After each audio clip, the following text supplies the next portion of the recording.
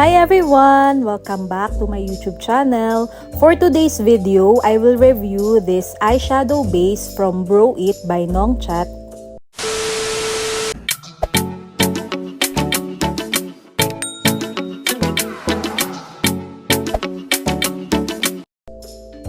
So this is how the packaging looks like. This product claims to be long-lasting.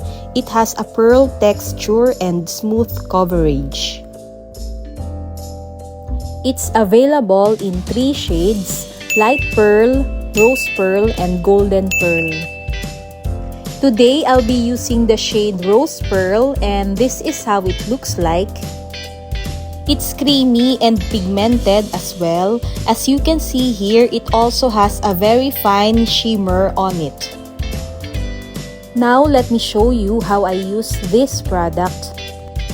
First, I apply a very thin layer of this eyeshadow base. This product is very easy to blend, and as you can see, it is so pigmented you can already use this as your regular eyeshadow. Now, I will apply a powder eyeshadow. You can put any of your favorite eyeshadow on top. It helps to bring out the color payoff of your eyeshadow. And it won't make your eyeshadow application patchy. That's why I really love this product.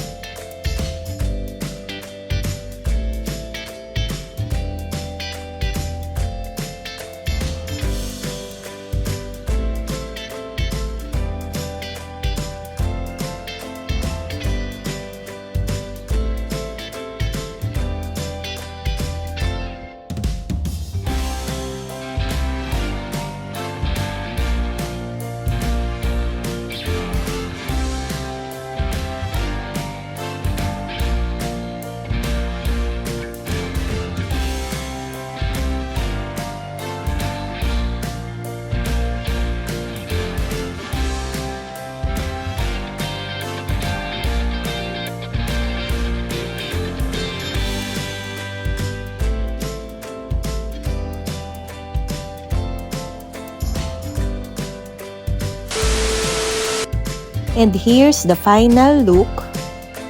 I love how it enhances the color of my eyeshadow.